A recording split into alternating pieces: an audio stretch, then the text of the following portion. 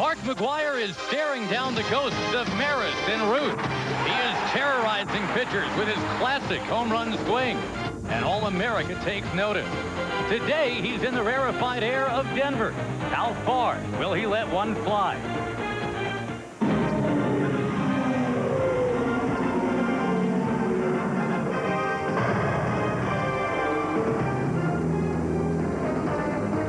Mark McGwire in zero gravity should make for a fun afternoon of baseball, and much like they gather around the strong man at a carnival midway, they'll be pouring into Coors Field today to gaze upon McGwire. Cardinals and Rockies, welcome to Fox's coverage of Major League Baseball. I'm Josh Lewin. I have the distinct pleasure of being joined today by Mr. George Brett, 13-time All-Star, 3-time batting champion. And, George, I know I'm in no position to comment, but nice haircut. That was a style back in 1980, believe it or not. And, you know, you come here, your maiden voyage on Fox features McGwire in Denver. That should be some show. Well, McGwire anywhere, I think, would be a show, but to see him here in Denver is really going to be a treat. And the guy that's got to try to tame the McGwire beast today, guy by the name of Jamie Wright. He's a big guy, right-hander, former first-round pick of the Colorado Rockies, but he's been struggling here at this ballpark. Yeah, he's got good stuff. Everybody on the Rockies is very high on this guy.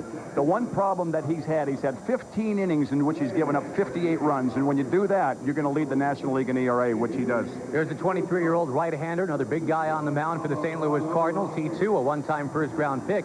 Matt Morris gets a call for the Cardinals today, and this is a guy that has a lot of potential, but how's he going to do here in that rarefied situation we talked about? He's pitched there one time, given up 6 runs, 2 home runs. He's got great stuff. I know the St. Louis Cardinals are very high on this guy. We got 2 young pitchers. We got 2 potent offenses. We're in for a long evening, or a long day. Buckle your seatbelts, ladies and gentlemen. We're going to score some runs today. And you're watching Fox Sports, home of the 1998 World Series. We'll send you out to Chip Carey and Steve Lyons after this word from your local. 1998, a season of champions, only on Fox Sports. Home Run Derby continues here on Fox. Hi again, everybody. Chip Terry along with Steve Psycho Lyons. Welcome to our coverage of Fox Saturday Baseball's Game of the Week. And love in the bleachers in Chicago. Psycho, isn't that beautiful? Not at the ball game. How about Jose Hernandez, the Cubs super sub, ties the game with a solo home run, 1-1. Then Glenn Allen hit a pinch hit 2-run homer off Franco. Well, they got rid of him in Seattle because he couldn't catch the ball. They didn't say he couldn't hit. 2 homers in as many days, and the Cubs come back and stun the Mets and send them 2.5 back in the wild card. Cubs now 4 out of first behind Houston. And I'm so happy for you. I'm happy, too. So was Eric Davis. He crushes this pitch off Jeff Fassero for home run number 17. 17 bombs and still kicking cancer's butt. I love to see it. Top 5, Seattle 2, Baltimore 2. Joey Cora singles home the newest Mariner, Joe Oliver. 4-2 is the score. Seattle and the Orioles both think they can make the postseason. Tigers and Indians, how about the baby bull, Manny Ramirez to right? Why doesn't anybody talk about this guy? He's one of the best players in the game. He's still just a kid. 22 home runs. Is he even 22 years old? That ball a bullet to right. Indians go on to win it 6-5. The final score. Mike Jackson saves his 25th for that new-look Indians bullpen, which has been terrific. Marlins 5, Phillies 4, bottom of the 9th inning. Kurt Schilling with 11 strikeouts has 209 on the year. But the Marlins coming from behind to beat the Phillies at this point, 5-4. All right, friends, coming up, a great couple of matchups. Houston and San Diego, Cardinals and Colorado. Baseball's coming up next. At Coors Field in Denver, the average final score between these two teams, the Cardinals and the Rockies, at this park this year, St. Louis 9, Colorado 9. George Brett boldly predicted offense. We might see some of that today. The MCI starting lineups for the Cardinals, featuring Royce Clayton at the top, then it's Jordan, then McGwire. Ray Langford having a nice season, and specifically against the Rockies. John Mabry's in left. Gary Gaetti at third. Eli Marrero catching. There's that wacky 8-9 flip-flop thing that Tony La Russa has been doing. The pitcher hits 8th. Pat Kelly, the second baseman, hits 9th. Jordan defensively for the Colorado Rockies. Not a bad look in the outfield with Bichette, Burks, and Walker, but they've been talking about acquiring a true center fielder one of these days. Yeah, they don't have a lot of speed out there right now. Dante's knee was bothering him a lot last year. He slowed him down a little bit this year. Ellis with his back injuries over the years, and, of course, Larry Walker with his elbow problem. They're looking for someone in center field that can go get some balls for him. Jamie Wright is the man on the mound, born Christmas Eve of 1974, the year George Brett had broken in as the Royals' regular third baseman. Not to date you at all, but actually, Jamie Wright, a huge fan of yours. Grew up in Oklahoma, right? That's right. Yeah. And he told us a story just before the game of riding up in an elevator with you when he was 7 years old. This was at the Royal... He didn't tell me this story. No, he was too embarrassed. And he said you were in a bathing suit. So he didn't really want to ask for your autograph. This broadcast available, by the way, in Spanish by utilizing the SAP button on your television. Royce Clayton, the St. Louis hitter, takes a strike, and it's 1-1.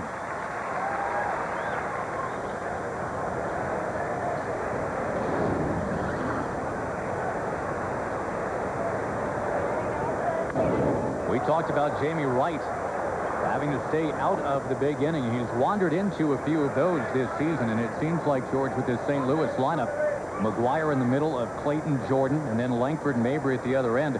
Don Baylor can't have his kid go out there and do that today. No, not today. Today would be a bad day for that to happen.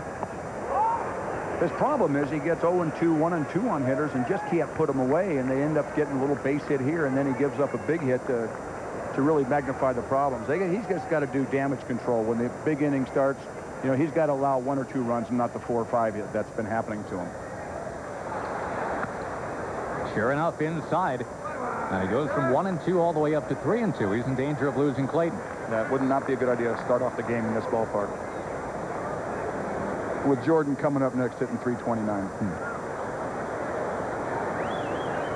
Jamie Wright looking for his first victory since the middle of June. On the ground to short. No problem for Nafi Perez, 1 down. You know, it's going to be tough for me today, Josh, keeping score. I don't remember the last time I kept score. Probably when I was in high school going to a Dodger game at Chavez Ravine, man. you know. It's been forever since I've kept score. Well, I'm thinking that was 6-3, right? 6-3 is perfect. Okay, you got it. And some of the other pertinent numbers, a 77-degree afternoon. Do I have to write that on my scorecard? Yeah, 2 sevens. Mark McGuire moves on deck as Brian Jordan steps in. There's been some trade talk swirling around Jordan, but what happens if you let either Jordan or Langford go? Don't you compromise some protection for the guy that we just saw on deck? That's the problem they have now. They're trying to rearrange their lineup. That's why Tony La Russa put the pitcher hitting 8th to try to get more people on base and give Mark McGuire more protection. Nice pitch, changing up, and the count goes to 1-2.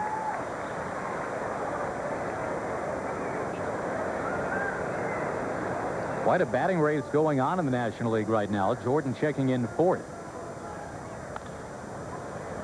Helton down to grab it. And to the bag for the out. That, by the way, is scored 3-1.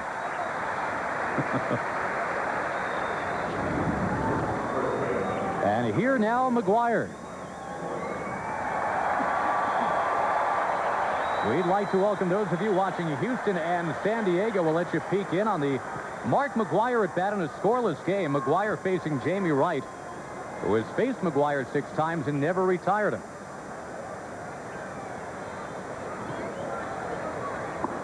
And George Brett, I would think McGuire in Coors Field is basically Sinatra at Carnegie Hall, the best ever crooner at the place with the best acoustics. McGuire in Denver has unleashed the same wondrous potential.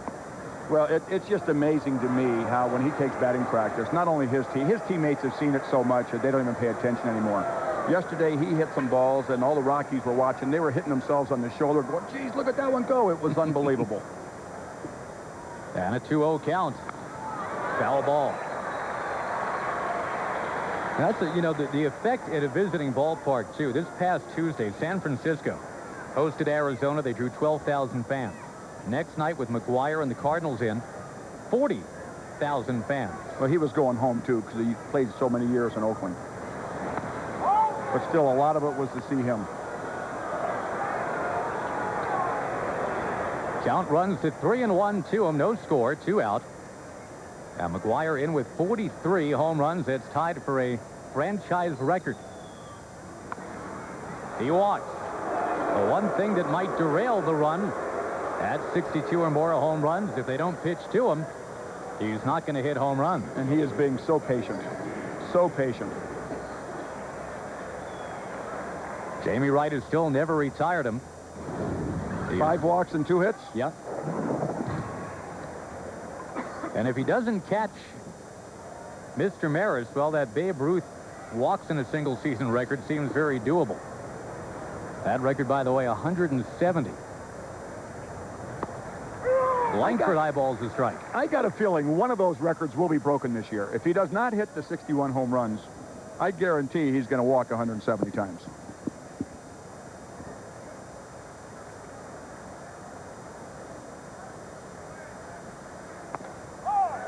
And as Tony La Russa says, there's really no way to actually pitch him aggressively because he makes the adjustments constantly, never throws an at-bat away.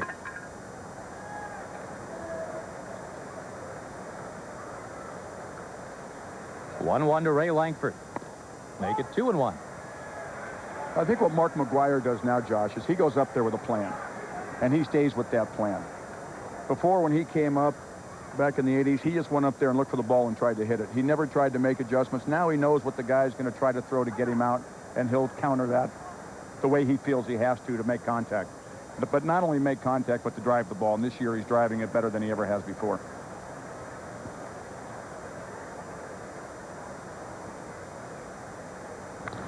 Down the line and a foul. And 2-2. Yeah, that's the thing about McGwire. It was just a few years ago that he was hitting 201. I mean, this year, he's been at 300 most of the year, 299 at game time today.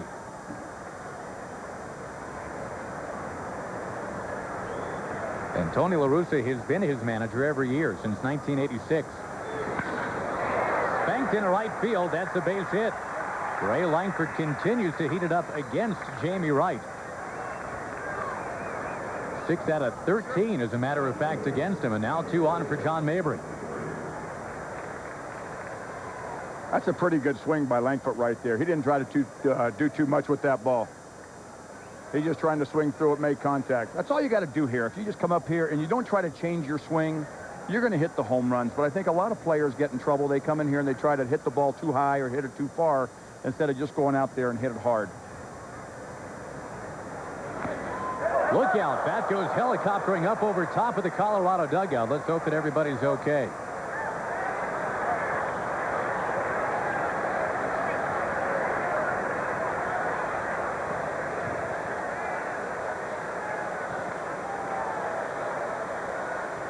No batting gloves. And you know what? No pine tar. Listen to you. No pine tar. Yesterday, the 15th anniversary, by the way, of the infamous George Brett Pine Tar game. Kansas City Royals and the New York Yankees. Happy anniversary. Thank you. I didn't get you anything. Nothing was necessary, Josh, on that one.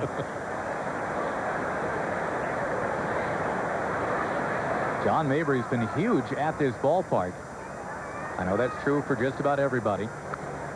But Mabry in particular, he's a career .477 hitter at Coors Field. That's pretty good. I don't think he changes. If he's doing that well here, he's just coming out here and pretending he's in Busch Stadium or any stadium in baseball and just trying to drive the ball. Couple more hits last night, but the Cardinals got stomped on. 12-3 that final yesterday, Colorado winning. That a game that took 2 hours and 35 minutes to play. They had a rain delay that was 12 minutes longer than that. That's for a long night for these guys, didn't it? Come on back, play in the afternoon today. No batting practice before the game. It was raining all morning. That's right. Which I'm sure the players were very happy with. Got to relax in the locker room for a while. Mabry, a harmless tapper up near third, just protecting with 2 strikes on him. He's fouled off 2 pretty good pitches, though. Sinkers down and away. Tough pitch to hit. Too close to take.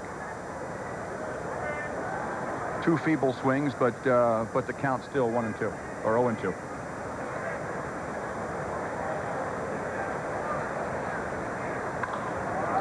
Into right field. That's going to drop. And around comes McGwire. He's going to score. Mabry does it again. And the Cardinals have the 1-0 lead. George, you talked about it right at the beginning of the broadcast. Jamie Wright seems to have no problem getting ahead of you 0-2. The problem is finishing the batter off. Yeah, he had him 0-2. He fouled off 2 tough pitches, and then he got a pitch. That ball looked like it was in a little bit more than the first 2. I don't know if it was a sinker. Yeah, it just looks like a sinker down and in. Mabry didn't take a good swing at that ball. He just got enough of it to dork it over to first baseman's head and drive in a run. But that was set up by fouling off those 2 0-2 pitches. Now brings up Gary Gaetti, and all of this happening with 2 out and nobody on. It started with the walk to McGuire. And being very cautious to Mark McGuire. And McGuire's been getting so many of those, the walks with nobody on. Much more than Ken Griffey or Sammy Sosa, even Greg Vaughn, all the guys that are chasing him. They will put McGuire on, take their chances with whoever's hitting behind them.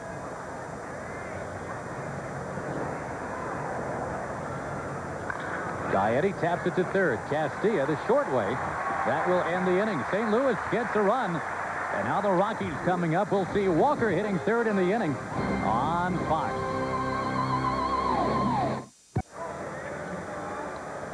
Baseball's Cape Canaveral. We're at Coors Field today where Mark McGuire and company are taking their cuts. Let's check out the Rockies, though, as they are managed by manager Don Baylor. First, we go to Greg Vaughn's at bat in San Diego.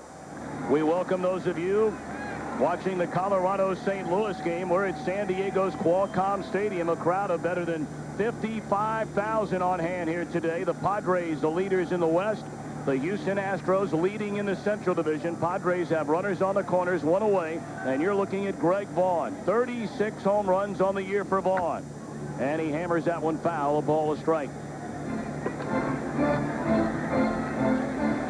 Well, the general book on Vaughn, although there's no easy way to pitch this man, is to hammer him inside above the belt with hard stuff, and then the slowest possible off-speed pitches you can throw off of the outside corner.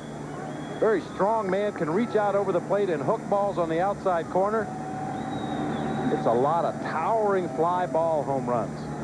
Runners at first and third, and Vaughn takes down low. Dangerous count now for Shane Reynolds on the mound.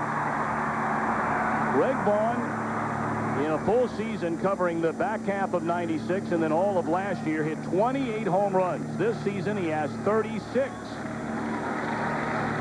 Pitch on the way. And there's a good one on the inside corner from Reynolds to even a count. Vaughn has accounted for 34% of San Diego's team home runs this year, the highest percentage of any team's home runs by any one player, and that includes Mark McGuire. Mark McGuire's hit 33% of the Cardinals home runs this season. 2-2 to Vaughn. Got him swinging. Second out of the inning, and a huge out for Reynolds and the Astros. Scoreless there, 1-0 here, but Colorado's got the leadoff man to second base. Neifi Perez doubled to right center, and Ellis Burks up there with a 1-ball, no-strike count. Matt Morris is the man on the mound for the St. Louis Cardinals.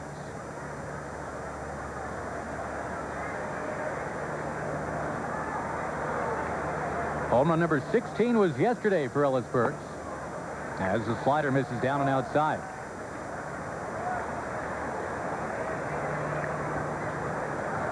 Burks, one of the rare birds here, George, that has been hitting better away from this ballpark than at home. That doesn't seem possible. Not for these guys, but I'll tell you what, he's had it working pretty good in July, hitting .387. His bat's coming alive. Matt Morrison, coming off the DL, has been very good. Only 1 home run allowed in those 23 in the third innings. He walks. Ellis Burks, and Larry Walker is coming up. The MCI starting lineup for the Rockies. You've heard from Perez and Burks. And now it's Larry Walker. Dante Bichette is the cleanup man. Vinny Castilla is third. Todd Helton at first. It's Lansing at second. Manware catching. And Jamie Wright is the pitcher. Castilla, another guy, having a big July.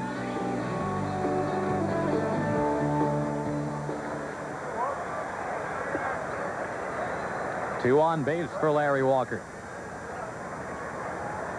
Where's that number 33? And he conducts himself by threes. 3 swings in the on-deck circle. If he taps his dirt out of his spikes, you'll see 3 taps is what it takes. What's his batting average, Josh? .333. How many doubles does he have? 33. How many triples does he have? 3. What is there, like a theme here or something? He's a number 3 hitter. in this Colorado lineup. So if ever Jupiter had aligned with Mars, I mean, this is it for Larry Walker, one of the most superstitious guys. This could be the best at-bat of the year for him. Well, that was the third pitch of the at-bat. Nothing happening yet. Or multiples of 3. And look at this, the last 3 games.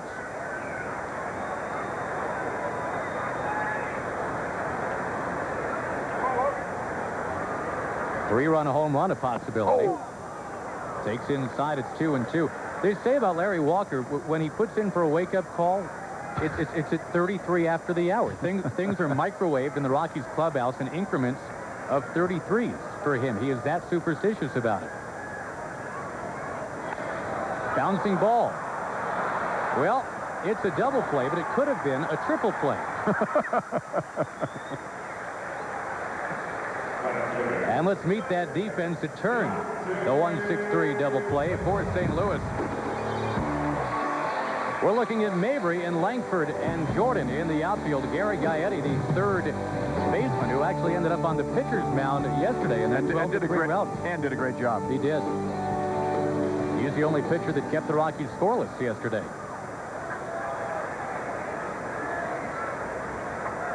So runner at third, 2 down, and Bichette takes a whack. His ball dumped down towards the first base line. McGuire can't get there. Foul ball.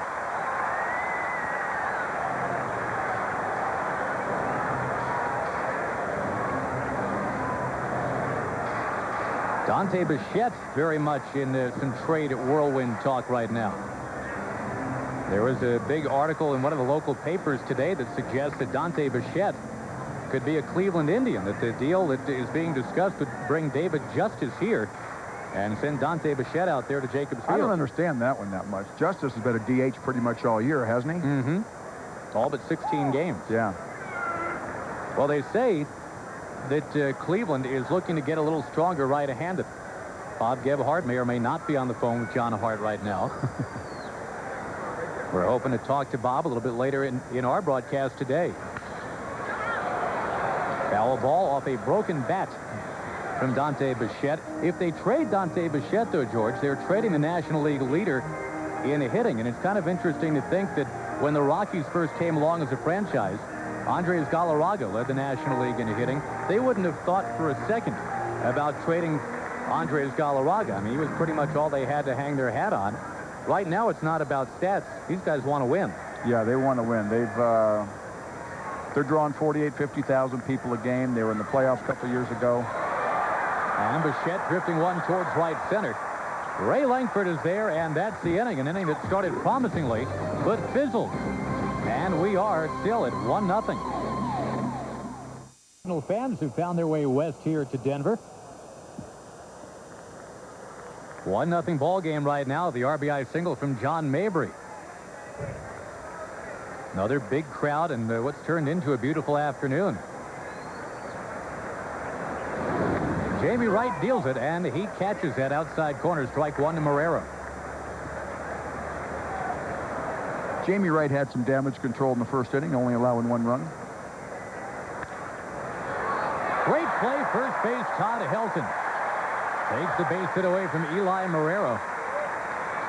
Well, so far, you do get that sense, George, that both of these pitchers are kind of tiptoeing through the minefield right now. Just a 1-0 game, but we've seen plenty of base runners, some hard-to-hit baseballs, too. Seen some walks. And we'll scout out Jamie Wright for you as Matt Morris gets set to come up.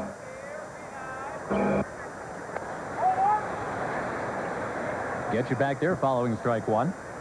Yeah, Jamie Wright, as I said earlier, the Rockies are really high on this guy. He's got 2 different fastballs, one 4-seamer and one 2-seamer. The 2-seamer will sink a little bit. His curve needs a little bit of work. His slider has improved a lot. However, they feel it still needs to improve a lot more. He turns over his changeup. Like we said, the guy throws 91, 94 miles an hour. He's had 15 bad innings. You take away those 15 bad innings and 58 earned runs, he's got a pretty respectable earned run average. So you can't give up on a kid like this.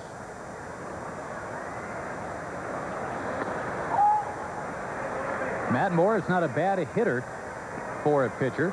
That's why he's hitting 8th, right? That and the fact that Tony La Russa has kind of caught on to this new wave philosophy I was talking to Tony about that before the game. He had a pretty good explanation.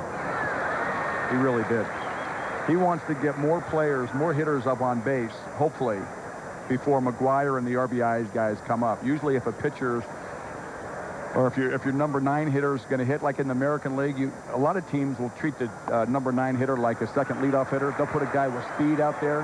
So if he gets on, then you got another guy with speed coming up, which just loads the bases or puts some guys in scoring position for the 2, 3, and 4 hitter, the 4 and 5 hitters that are the RBI guys in the lineup. So it makes sense to me.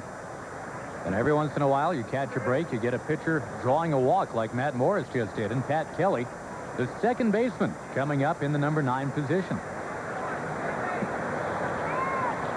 2 really bad jobs in baseball right now. Being the number 9 hitter for the Cardinals. Yeah. And being the guy that follows Mark McGuire in the batting cage of batting practice.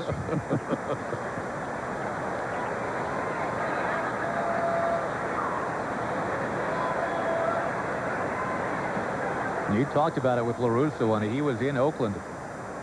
He had Mike Bordick hitting 9th for a while, had a 300 batting average. And back in Chicago, when Tony was managing the White Sox, I think Bill Ullman hit 300 for him. Hit 300 and batted 9th, which just gave you 2 leadoff hitters, in essence, for the 3, 4, and 5 hitters when they came up. It's going to give Mark McGuire more RBI chances, in my opinion. But what does it do to the psyche of the position player that is now hitting behind a pitcher? I mean, you've got a second baseman here who's done some things, Pat Kelly, and Bill Mazeroski was asked about that a little while ago. It happened to him. I mean, this is a guy that a lot of people think should be in the Hall of Fame. Bill Mazeroski was occasionally hit 9th in the order the summer of 1956 by Bobby Bragan, and Mazeroski said it was absolutely embarrassing. I'd go up there and the catcher, the umpire, would be snickering at me, it felt like. Bobbled by Castilla, and everybody's safe. 2 on, just 1 out. Benny Castilla couldn't pick it cleanly. I think he had a lot of time to get the guy at second base. Morris, a pitcher, doesn't run the bases very often. He had a lot more time than he thought. I'm pretty sure he was going to try to throw the ball to second base and get the force out. He had more time than he thought. Right there, he just took his eye off the ball at the last second. Missed the exchange. E5, and that sets it up for the top of the order now for Royce Clayton. Well, before the 10 games before the All-Star break, the pitcher was hitting 9th for the St. Louis Cardinals. They went 1-9. The 16 games since the All-Star break, they're 8-8 with the pitcher batting 8th.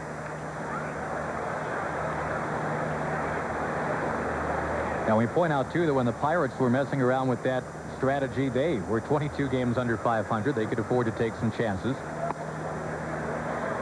I really think if it's explained properly to the guy that's going to hit 9th, and he is a team player, there's nothing he can do about it. I don't think there's anything he can do about it anyways, to be honest with you. But I think he would accept it a little bit better. St. Louis, by the way, is 6 games under 500. As Clayton takes up and in. And they've been, I mean, both these teams, George, have been a disappointment in 1998. The Cardinals with McGuire, everybody thought they'd compete. But boy, they've been slaughtered by injuries. Pitching staff has been, starting pitching has been almost depleted. The bullpen has been giving up a lot of runs. But I think their big problem has been offensively. Their batting average with runners in scoring position. You got a lot of guys that are real low.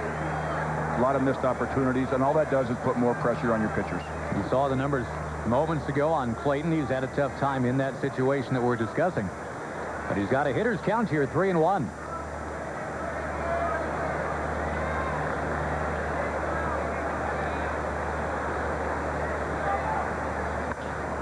In the air, that one's going to head foul.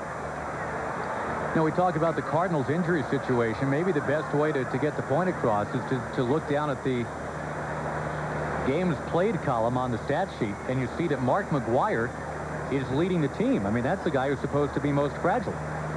And he's been in there more than anybody else this year. Yeah. Well, I was at a game in St. Louis. David Howard, a utility player that used to play for the Royals, jumped up for a line drive, came 5 feet from it. Little number foul. Didn't even, you know, it was just a courtesy jump, and tore his rotator cuff out for the year. When it comes, it comes. There's nothing you can do about it. Their starting pitching has just been clobbered, though, with injuries. Look at McGuire concentrating now on what's coming up for him.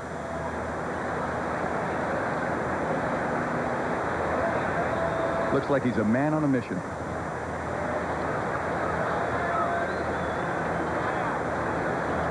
Trying to get to 61 home runs to tie 62 to take the lead at least for a while. Let's not forget about Griffey or Vaughn or Sosa. On the ground is short. Can they turn it and get out of the inning? They cannot. Royce Clayton with that good speed keeps the inning hot. And Brian Jordan will be coming up right now. We send it back to Chip Carey in our Hollywood studios as Zima Game Break. What's up, Chip? Okay, Josh. Hey, how about the Cincinnati Reds? What a streaky ball club they've been. They've lost 8 in a row, and J.T. Snow has just hit his 5th career grand slam in the first inning on Steve Paris. 4-0 Giants in the bottom of the second. Back to you. Well, they say that San Francisco is the Paris of the West Coast. It ain't working out for that guy. Grand slam first inning. Now, this is what we were talking about earlier. This guy, the damage control, right here, he's got to get out of this inning. He cannot afford to let Jordan get on base and then face McGuire. This could be one of those 4 or 5 run innings that he's had problems with. He needs to make some good pitches to Jordan.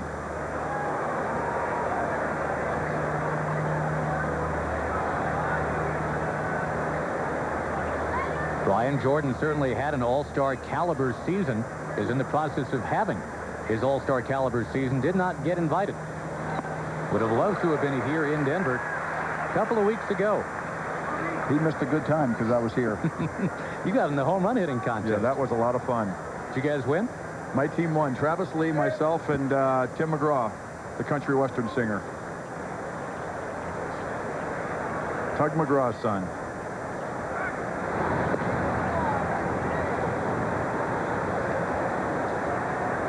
Well, if Travis Lee doesn't get that National League Rookie of the Year award, the guy you just saw holding on the runner at first just might, Todd Helton. Boy, they're neck and neck in stats. To right field, Larry Walker now freezing in his tracks. He's got it. And Jamie Wright does get out of the inning. You're watching Major League Baseball on Fox, home of the World Series. Be heartburn-free with Pepsid AC by MasterCard, official card of Major League Baseball and fan of the great American pastime. And by MCI 5-cent Sundays. Pay the least on the day you call the most.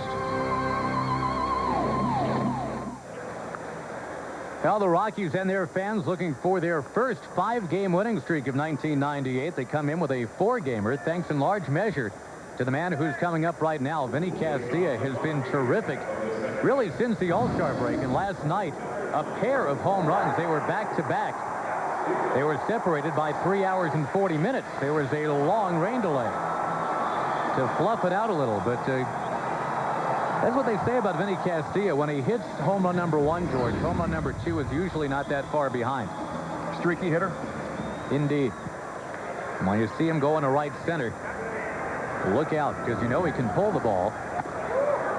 That's the other part of the scouting report on Castilla. He loves the ball up. Oh, loves it up and loves that first pitch heater.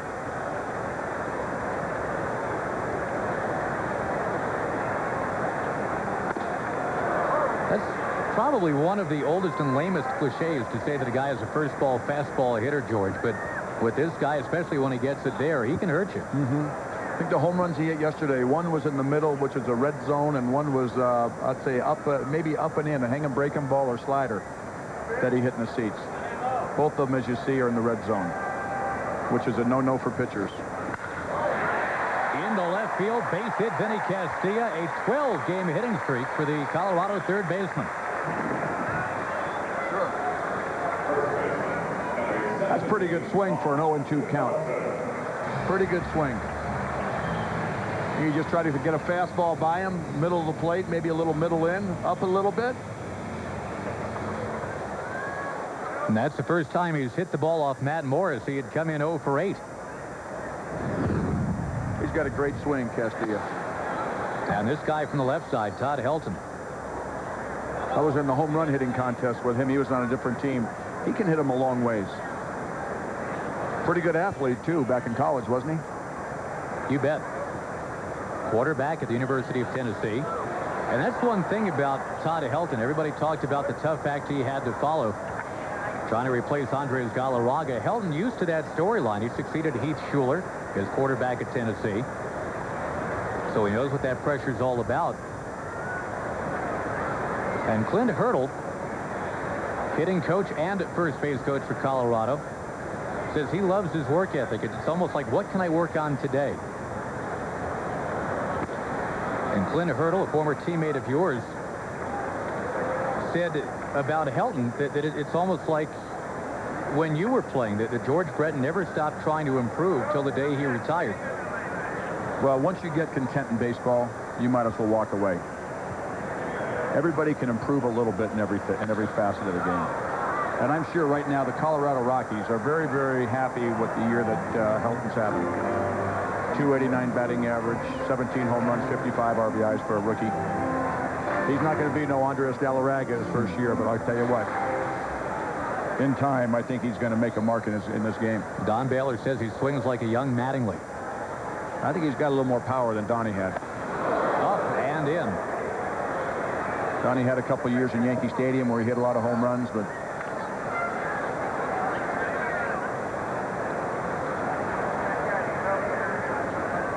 got to adjust to that at the big league level. Looked like the slider just got away from him a little bit. We'll see if the runner's in motion. He is. 3-2 pitch in the air to right. And Castillo's got to throw on the brakes and come back. Lewin and Jordan locks it up for the first out of the inning.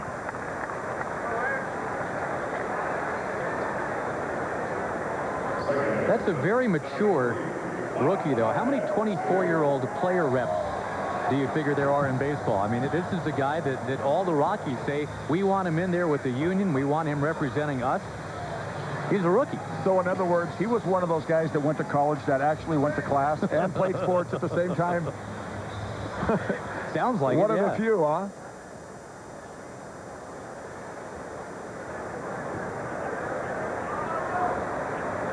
Now Mike Lansing. 1-0 ball game. St. Louis in front. Rockies and the Cardinals on Fox today. Hope you're enjoying it.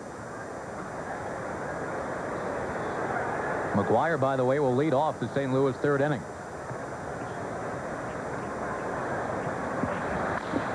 On the ground slowly to second. Pat Kelly shuttles it over there. They get one out.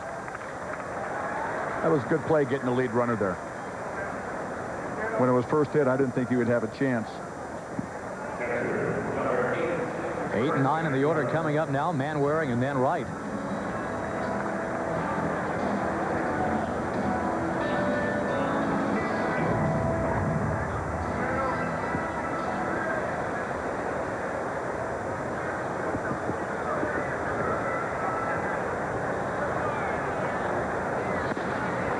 Manwaring, one of these guys who hasn't quite put the Coors Field home advantage to work for him. Everybody else in this lineup, top to bottom, at least a 300 hitter in their careers here in Denver. Manwaring's the only guy who doesn't show up. Although this year, he is hitting .322 at Coors Field. Lifetime at this ballpark, he's in the 280s. And on the road, .210. The thing about Manwaring, when he's pitching or when he's catching, you know what the starting pitcher's ERA drops? It drops 1 to 2 points per pitcher when he's behind the plate. On the ground or near the ground, plucked cleanly apparently by Gary Gaetti. The lineout ends the inning. McGuire leads it off. Coming up, this is Fox Sports, home of the 1998 World Series. We'll return after this word from your local Fox station. Elephant is loose in the peanut patch. The man who hits him longest is in the place where the ball travels farthest. And Mark McGuire leads off the third inning for St. Louis. And the Rockies got him right where they want him. Nobody on base leading off an inning.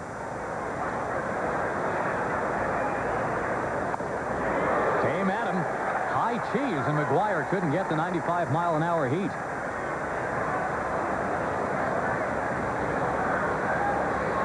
Remember, Jamie Wright has never retired him. He's had 7 opportunities to do so. He's got him down 0-2. Which is not to say, by the way, that Mark McGwire can't rally in the count. Matter of fact, Mark McGwire has almost as many home runs this year when behind in the count as when he's ahead in the count.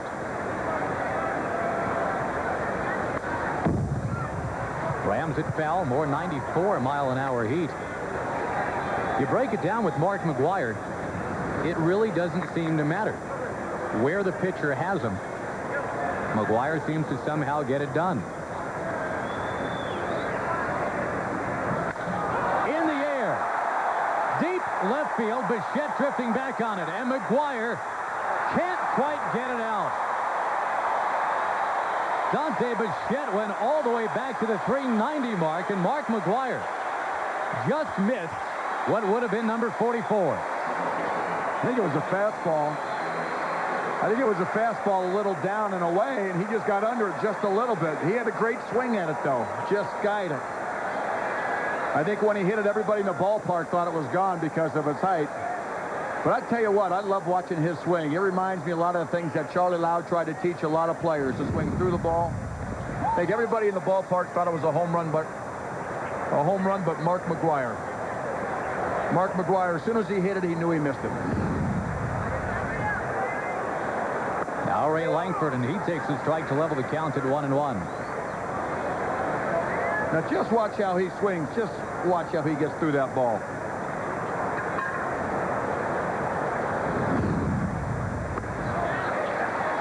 Langford can't get it. It's 1-2. And that is the amazing thing, to see the one hand come off the bat, and he still gets that much power. Well, I used to take my top hand off all the time, and my balls never went that far. That would have been a bolt for me, 390 feet. There is a difference, though, I guess, between trying to hit the ball hard and trying to hit the ball far, correct? Exactly. That's the one thing you do not want to try to do. Every time you try to hit a home run, Josh, let's say I hit 320 home runs in my career. I bet I tried to hit, 1,100. Okay? And out of the 800 times that I actually tried to hit a home run, I might have hit 2. So I hit 317 or 18 by not trying, just by having good fluid swings. As soon as you try to hit a home run, you get too much tension in your arms, and you don't have that fluid swing. You don't swing through the ball. And I think that's why Mark McGwire not only is hitting more home runs, but the home runs he's hitting this year are going a lot farther. This is not just slight Ken Griffey Jr. Jr.'s longest home run this year, I believe, is 445. McGwire's hit one 545.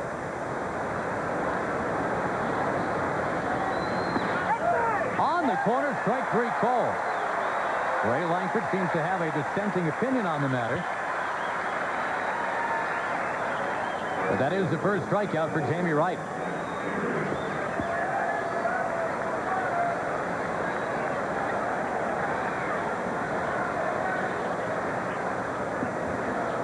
Pretty good sinker there. Ball's away. Obviously, Langford thought it was outside. And the home plate umpire, Rick Riker, didn't. This ball belted up the middle. John Mabry just keeps on hitting here at Coors Field, to the tune of a career batting average that is now in the 490s. 2 for 2 today. And by the way, that home plate umpire today, Rich Rieker, he is a St. Louis native. So, you know, don't think that there's any partisan politics going on here. He called out a Cardinal.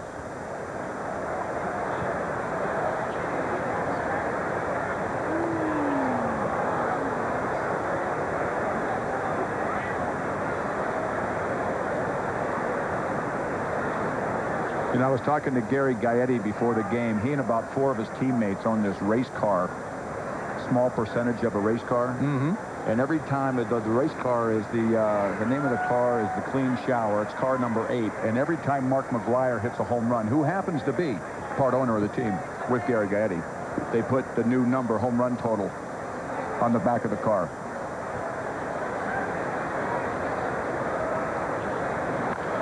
We almost had an update for them just a couple minutes ago. And it's racing after our game. Gary was telling me after the game he's going to be in the locker room watching the race today. They're racing today at South Boston, Virginia. He said, I'll be sitting in here watching the race after the game. If your flight doesn't leave, come on down. That NASCAR is getting pretty popular, isn't it? Yes, it is.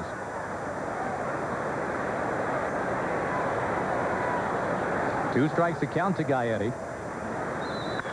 And he booms one out to the alley, left center field. That's going to drop and be cut off out there. Nice job by Burks to get it. Mabry is going to be held at third.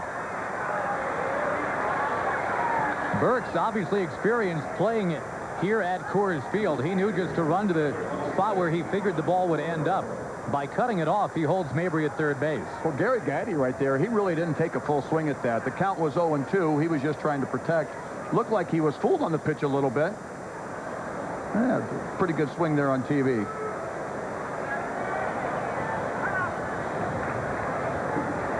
But again, there's the pitcher, Jamie Wright, 0-2. Boy, he's wiggled out of a couple of these jams. He's got to keep on doing it. And maybe that's the problem. You know, he gives up a lot of hits for innings pitched. And every one, you know, you can get out of it 2 or 3 times, but then you have that one inning where 4 or 5 runs score, and that kind of puts your team out of the ball game. Well, he's given up 4 hits. 3 of them, George, have been with an 0-2 count on the hitter. Now it's Eli Marrero, second and third. And a nice pick by Manwaring. If it gets to the screen, it's 2-0. Yeah, they're going to pitch this guy really careful right now with the pitcher hitting 8th instead of 9th. Every once in a while, Tony says this situation comes up. But in the whole, I think, and Tony believes, that it's going to give the RBI guys more of a potential to drive in some runs. Yeah, they're going to pitch this guy just like he's the 8th hitter and the pitcher's coming up next as the 9 hitter. Backed out of there, the count goes to 2-0. But Morris is a pretty good hitter. Shades of your brother Ken. No, he was a really good hitter. Ken Brett, a career .262 batting average. He used to pinch hit a lot in the National League.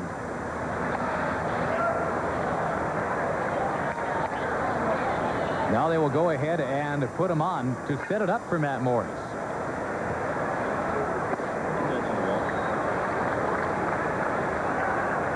Morris is 1 for 5. His 1 hit is a double.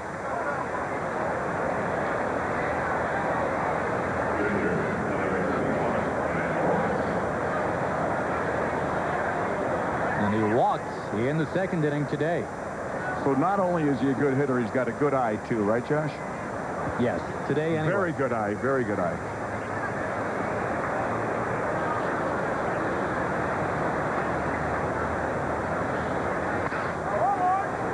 Jamie Wright, a guy who has yet to prove that at the big league level he can strike out more than he walks. The last couple of years here, those walks to strikeout numbers have been reversed from what you'd want them. Well, he definitely needs to strike out here. Floats it in there, and it's on the corner, 1-1. A 1-0 curveball with the bases loaded to the pitcher with 2 outs. How often do you see that?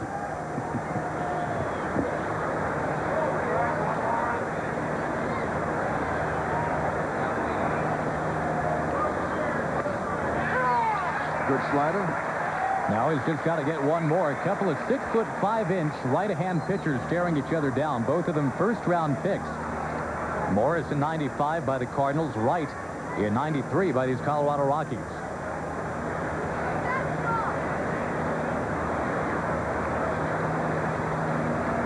Here he comes. Just missed. 2-2.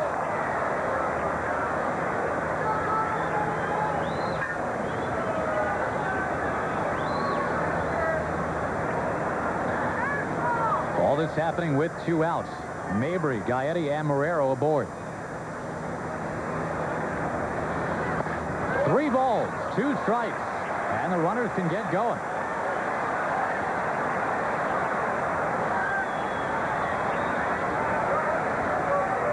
In the first inning when the Cardinals scored, it all started with 2 outs. A harmless walk to McGuire. Now he's in danger of walking the pitcher to force in a run. Ground ball to first. Todd Helton scoops it, and he keeps this game 1-0. The Cardinals have stranded 7 through 3 innings. It's still 1-0 on 5. The Arm & Hammer Challenge. Now that you've worked up a sweat, put our antiperspirant under one arm. We're also keeping an eye on Greg Vaughn today in San Diego. He's got 36 home runs.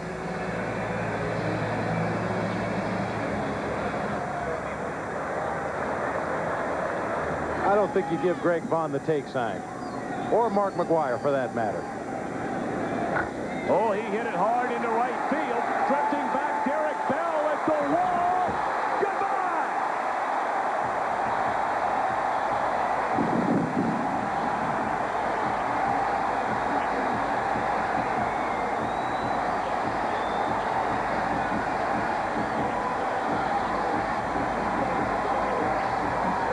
What a season for Greg Vaughn. And he might have that MVP trophy to throw on the mantle before this season is through. Got to be impressed by that. Greg Vaughn cutting in on this race. It was supposed to be a three-way race, remember, between Griffey and Sosa and McGwire. There's a lot of people still involved in this thing. How about Nafy Perez to right field? This is Coors Field. He's at least got extra bases for the second time today. Hey, he wants 3. Kelly's throw. It's too late.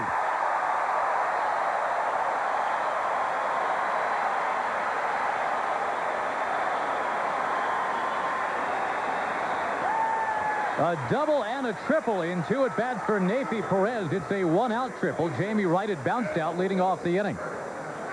His fastball down middle of the plate. He hit it, and he hit it hard. The one reason that is a triple is because he ran hard right out of the batter's box. There he goes, right there. He's going to pick it up a little bit more.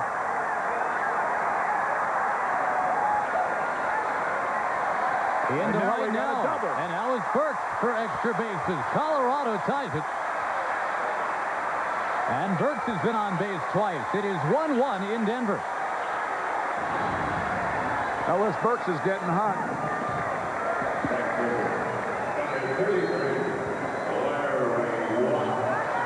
And now Larry Walker to try to get Colorado the lead.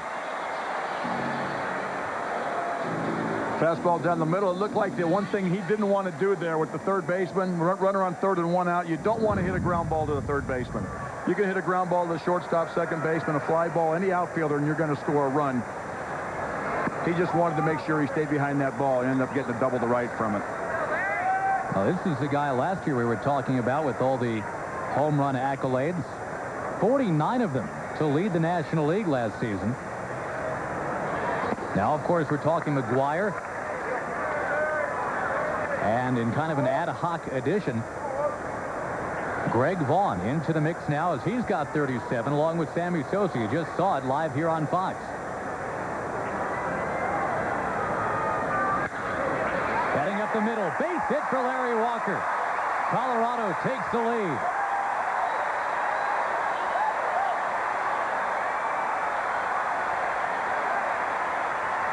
Tell you what's amazing, last year he hit 364 with runners in scoring position. This year, 257. He's still having a great year, but not the type of year he had last year. A lot of people would love to have the type of year Larry Walker's having right now. Right there, he just got a ball down away. It looked like he didn't try to pull it. If he tries to pull that ball, he hits a ground ball to the second baseman.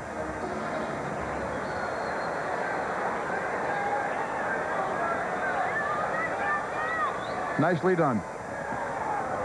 And Walker, the runner at first for Dante Bichette. Infield, the double play depth for St. Louis. The Cardinals now down 2-1.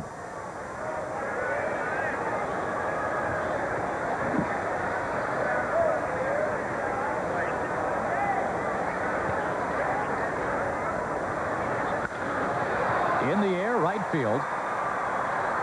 Brian Jordan towards the line. He lines it up and takes it. And the hitter will be Vinny Castilla. You see Greg Vaughn's solo makes it 3-2 San Diego. Greg Vaughn with some of that vision therapy this year as he's gotten into that. Visualization, centering, focusing. I did that as a rookie back in 1972 after I first signed to play baseball out of high school. The Royals sent me along with 2 other players to learn that stuff, and I tell you, I really think it helps you. First pitch dribbler from Vinny Castilla. Morris down the mound to get him. But the Rockies have the lead. They got a triple, a double, and a single, and it's 2-1. Rockies on 5.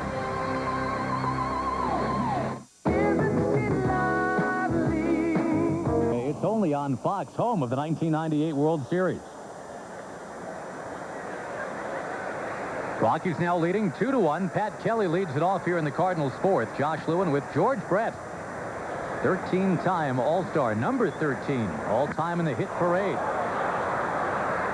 Paul Molitor squeaking by you? Squeaks by me. Every time a guy gets 3,000 hits, I say, okay, you can retire now. Batting average. Only 2 others, by the way. I don't know if you know this. You know who the other 2 men are with a lifetime .305 batting average? No. One of them is another third baseman, Bill Madlock. The other is Hank Aaron. He's some pretty good company. Yeah. And Kelly dumped one down in front of his center fielder, Burks. So the leadoff man is on here in the 4th inning for the Cardinals. Royce Clayton coming up. And time for our Aflac trivia question. Who are the only 3 men to hit .305? No. Actually, since 1959, who's the only batter to have more home runs and strikeouts in a single season? And you've got to have at least 100 ABs. Think about it. And we'll have the answer for you coming up. Meantime, have a slushie. Now, this is a situation where Tony La Russa hits the pitcher 8th. Let's see if it works out for him. Clayton splinters one out to right center. Larry Walker on the move, and he's got it. Boy, he's been playing some great D this year. I tell you what, he covers a lot of ground out there for a big guy. I like that little shovel pass to Ellis Burke, too. Did you see that? Yep. Well, he's got the bad elbow. Uh-huh. And anytime he can avoid airing it out, he will take his center fielder up on that. Yeah, he went a long ways for that ball. It says, here, Ellis, you throw it. My elbow's sore. I used to see Cookie Rojas do that at second base to Freddie Patek when I came up. Go behind second base, just glove the ball, catch the ball with his glove, flip it to Cookie, and they're at Freddie Patek, and Freddie would throw the guy out at first. The old hook and ladder play. That's good to see. Brian Jordan, the batter. McGuire moves on deck. Close play at first base. Sam Holbrook is safe.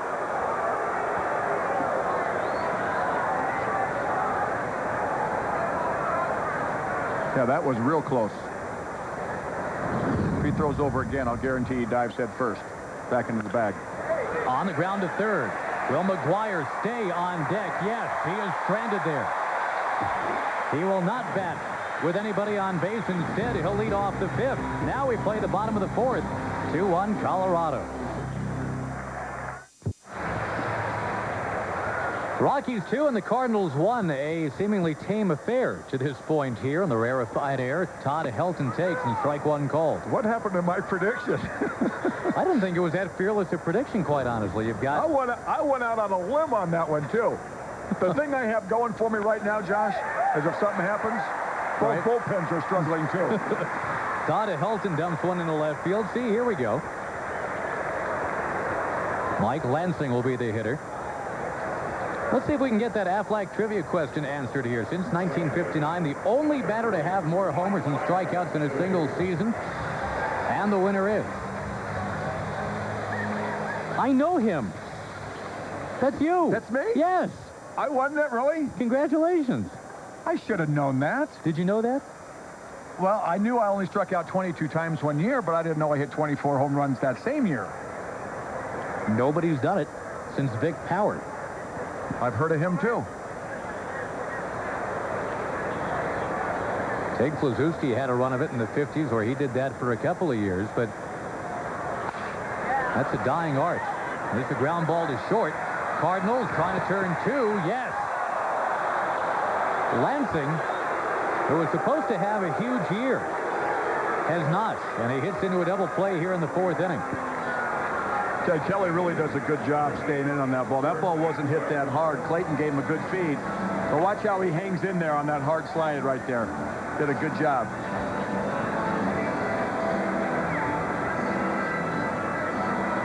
Helton went in there pretty hard. Kelly didn't have a lot of time to get out of the way, but he did it fundamentally sound. So as a result, we got a double play out of it. And another guy who doesn't mind getting crashed into, Kurt Manwaring. He's the Colorado catcher. They say he blocks the plate as good as anybody in the league, right? Hit the ball hard last time. It'll scorching line drive to Gary Gaetti at third.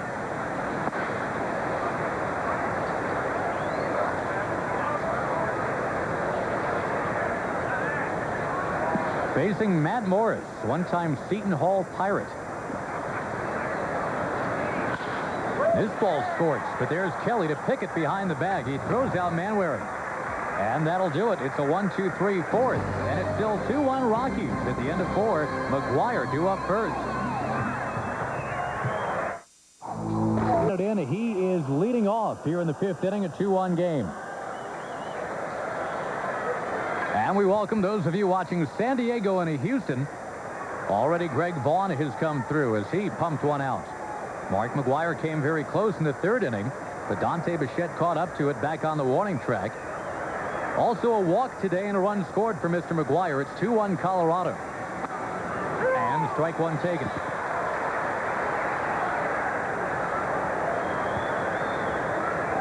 There is an incredible sound that the ball makes when it leaves this guy's bat in batting practice. When a slugger gets one good, there's an audible hiss as the ball leaves the bat and streaks towards the outfield. With McGuire, the sound is closer to what you get when you drop an egg in a hot frying pan. It's like a sound like you've never heard. I've never done that. This one, though, is going to end up in regular right field. And Larry Walker surrounds it.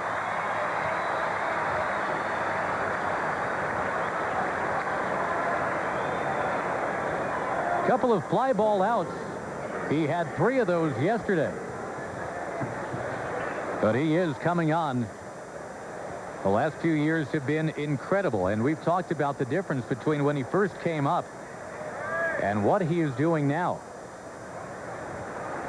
Ray Langford steps in, and he fouls one. Well, he was hitting a lot of home runs before, but he wasn't hitting them as far. And I think that's what everybody's just going crazy over. Now he's got so many, but the distance of them are just so much farther than anybody else in baseball. Really created quite a stir.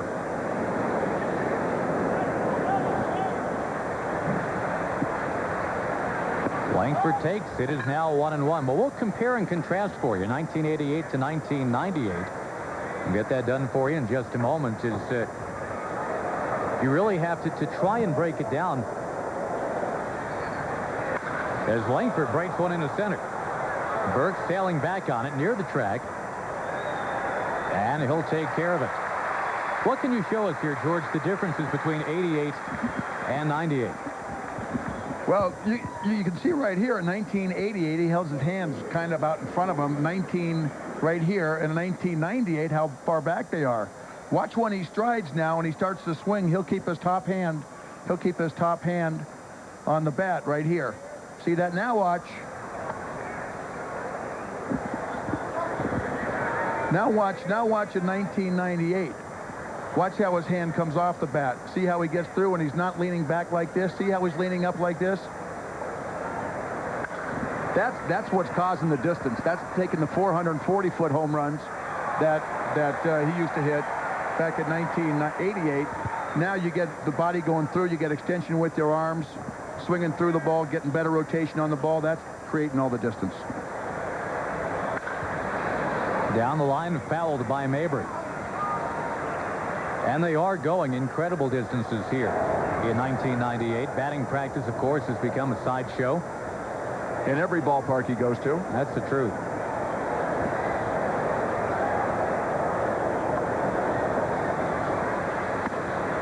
But it's really, I mean, I think there's a lot of people now that are trying to try to put this into some sort of societal context. You know, why is everybody so in awe of the raw display of power that McGuire has? This ball lifted into left by John Mabry. We'll have more on that thought coming up. Right now, we have reached the halfway point of our ball game today. The offense we were expecting has not arrived quite yet.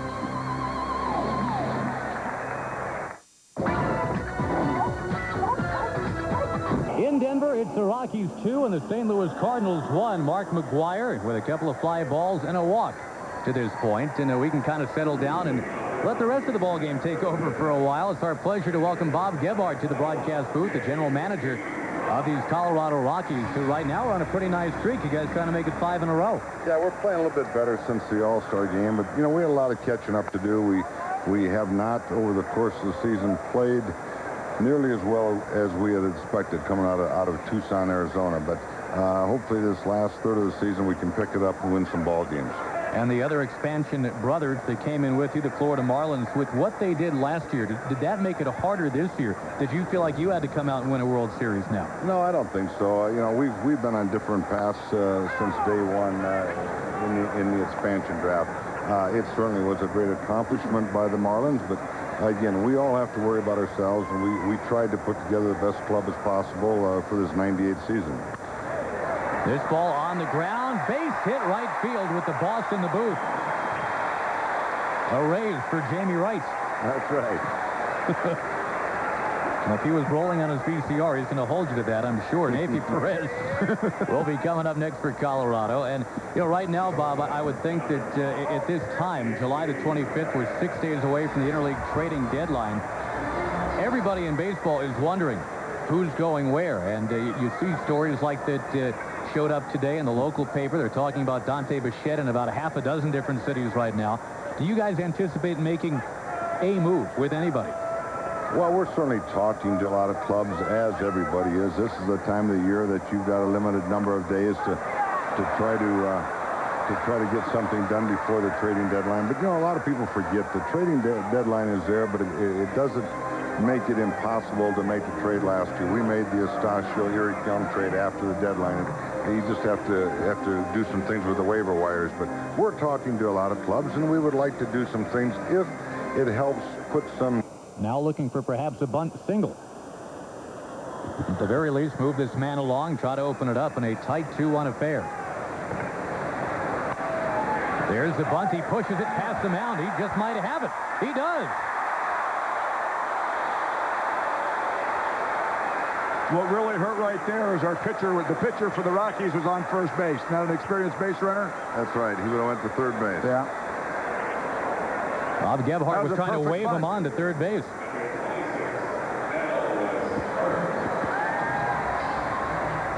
Navy Perez now 3 for 3, a single, a double, and a triple.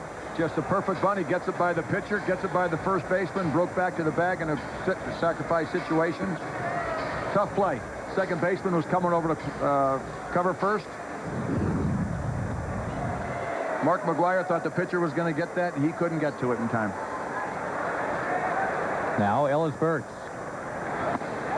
And a lot of talk about the Rockies trying to get I guess, what can be called a true center fielder at some point, Bob. Burks has done a great job for you, but there's some players out there that will be free agents. Burks is one of them. There are some other center fielders out there. Do you see center field as a priority at this ballpark in particular? Oh, absolutely. This is a huge ballpark. You know, the combination of the fact that the air is a little bit lighter, the ball, when it's elevated, will certainly carry a little bit farther. But I think the thing that makes this even a bigger hitting ballpark is the fact we've had to move the fences back, and it opens it wide open. And you need to get a center fielder who can run and cover some ground in order to be successful in the outfield. Now, as you guys try to get back towards the 500 mark here in 1998, there were some things going around the All-Star break. People here in Denver wondering what Jerry McMorris will come up with just in terms of a vote of confidence for you and for Don Baylor. How much are you thinking about that? Is there a pressure right now to finish strong to keep your job and to keep Don's job? I think, you know, our intentions are to play as well as we can to win as many ball games as possible, and that's what we have to think about it. And I know there's certainly a lot of speculation. There's been a lot of things written, but again, we're coming to work every day. I'm going to try and do my job as a general manager, and I know Don Baylor's a professional. He's going to do everything he can to win as many ball games as possible for the Rockies. So, you know, it's just another day that we have to go out and work hard. Larry Walker's been doing it for the Rockies for the last few seasons. Comes on with a couple men on base and just one out. It's 2-1 Colorado. It almost seems, Bob, I mean, that would be kind of like it's one of those final exams that count for 80% of your final grade in the class to be judged just on the last third of the season. As Walker pops one, shallow left. Royce Clayton going all the way over, and he makes the catch in left field.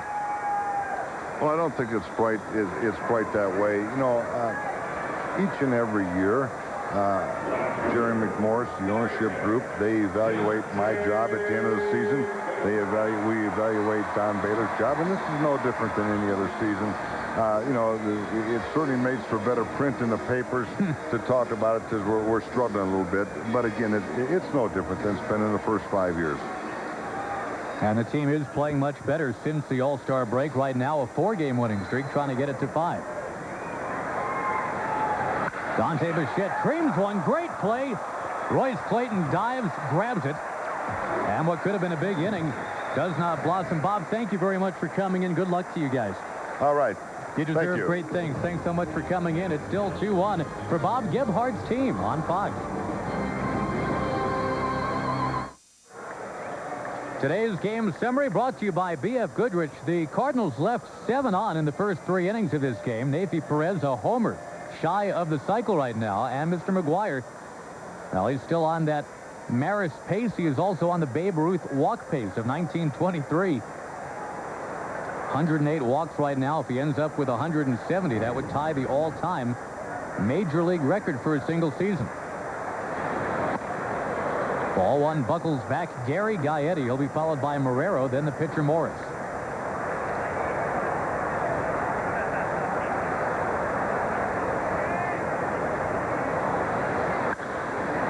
In the air to center. And Ellis Burks with the sunglasses down will take care of it.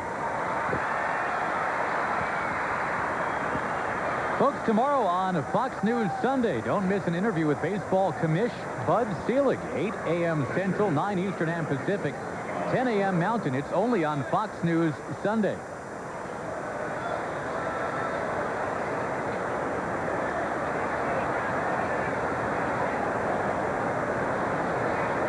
Pitch on the way to Eli Marrero. He steps back, and we should get some props out here for Mr. Jamie Wright and what he's been able to do so far this afternoon. Came in with a 6.5 ERA. He's been able to wiggle out of some innings that I think earlier in the season he couldn't wiggle out of. Leaving 7 guys on base the first 3 innings and only getting 1 run out of it. But that's been the Cardinals' problem all year long. They just haven't hit with men in scoring position. They've had opportunities to score this game, but they haven't been able to get the big hit when they needed it. Out of play is where it ends up. And Frank Funk, the pitching coach for the Colorado Rockies, what a tough job that is, by the way. He is going back to relaying the signs between he and Jackie Moore, the bench coach. They're getting the signs to Kurt Manwaring today, who then is able to turn them around to the youngster Jamie Wright. So the training wheels are on a little bit today.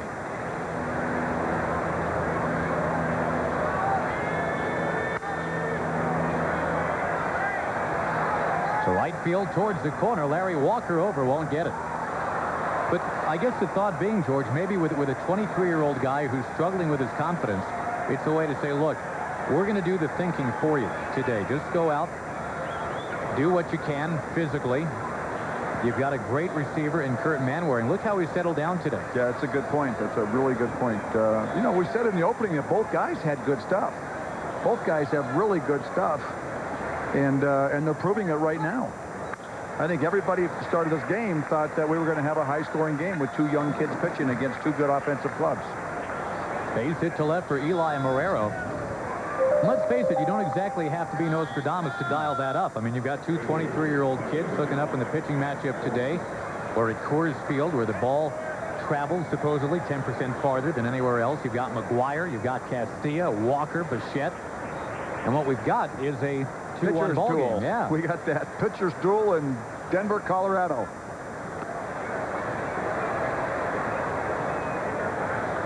I couldn't imagine being 22, 23 years old pitching in this ballpark, and you hear the war stories of the Clavins and the Smoltzes and all the veterans that are the best pitchers in the game coming in here and just getting hammered. Well, they spent all the money to get Darryl Kyle in here, and it's been such a rough go for him. He was the primo free agent acquisition. He taught his curveball to Jamie Wright, by the way, in spring training. Jamie Wright has not been able to master it. Darryl Kyle, who throws a great curveball, has had a tough time at getting that pitch to bite here in this air. And with the air, they say it's not going to break as much. The wind, the air is not as resistant. Darryl Kyle 7 and 12 for the year. Runner going, and the bunt is pushed foul. Little bunt and run there.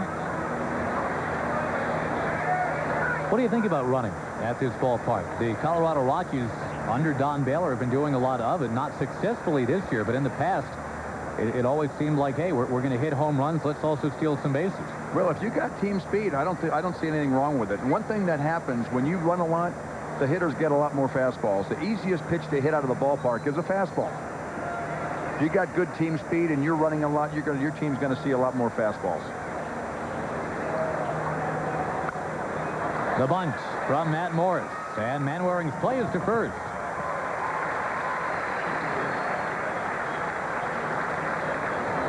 So the tying man now moves to second base, and an opportunity for Pat Kelly.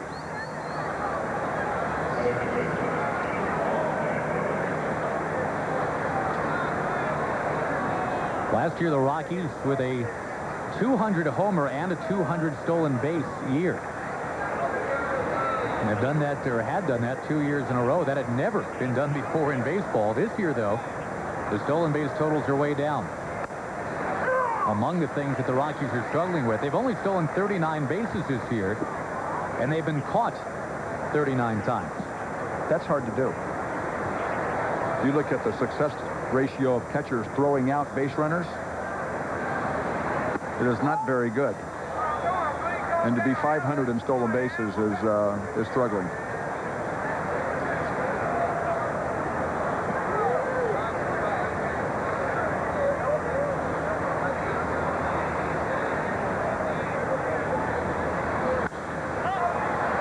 Very high pop fly. Jamie Wright points it out to his infield, and Vinny Castilla on the move to keep it a 2-1 game. You're watching it on Fox, the home of the 1998 World Series.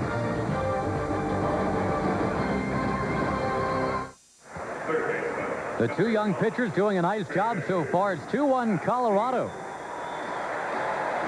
And the Pirates playing some aggressive baseball. Tonight they head into Atlanta, where the first-place Braves look to widen the gap on the field. Check out Chipper, Javi, and the Big Cat tonight at 7 Eastern, 4 Pacific on your local FX cable channel. And I do believe Ken Brett, brother of George, has that game tonight for FX, so you can have a Brett doubleheader. Poor people. Here we go. Vinny Castilla. He'll be followed by Helton and Lansing in a 2-1 game, 6th inning. You talk about some punishment.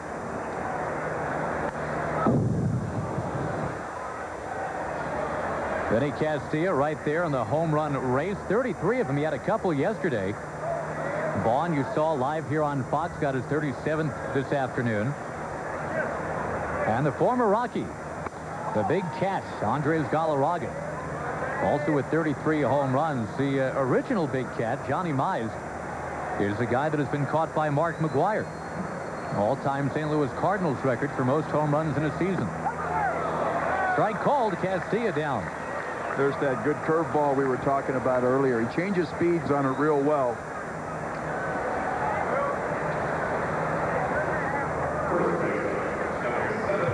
It's a tough ball, a straight down, a good downer. You know, some curveballs go kind of 45-degree angle. That one almost came straight down. That was a good pitch. Good strikeout pitch. Now the man who's trying to fill in for Andres Galarraga, Todd Helton. Not a bad rookie season right there. I think he's leading the league for rookies in all 3 categories now, isn't he? He and Travis Lee battling it out.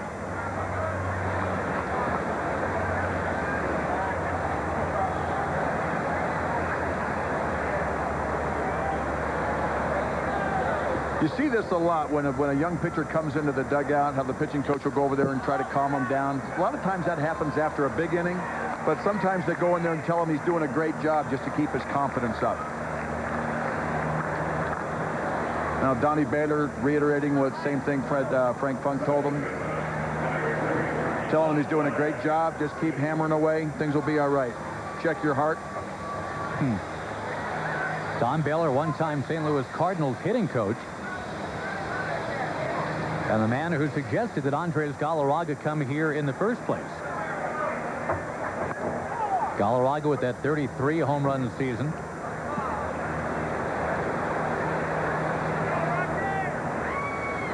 We were talking about the one big cat to another with McGuire tying Johnny Mize.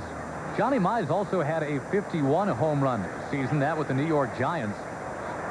And in 1947, as Lansing takes on the outside corner, there was some talk that maybe Johnny Mize would catch Babe Ruth.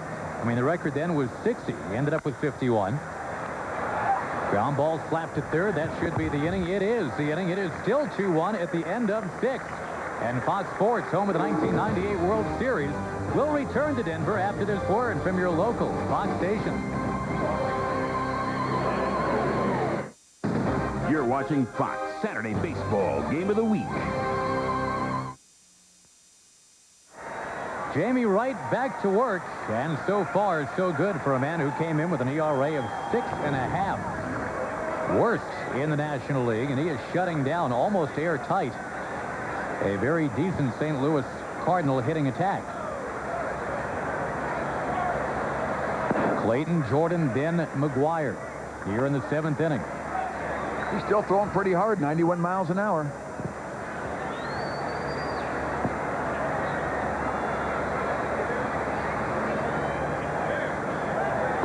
Clayton pulling back, having showed the bunt.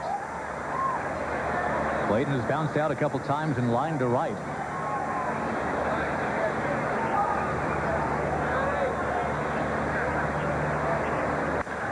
Hey, great play. Vinny Castilla. And if you blinked, you missed it. I was looking at the monitor, Josh. I looked up to see where the ball went, and I saw Vinny Castilla laying on the ground. That might have been the hardest ball hit all day.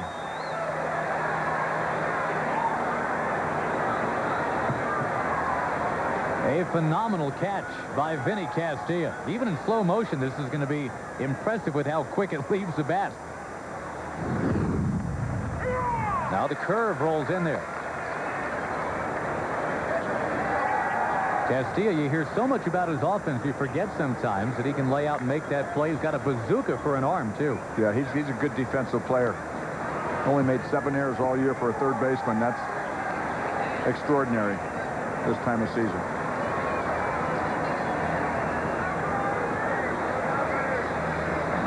I wouldn't mind being Vinny Castilla the rest of my career, being in his shoes.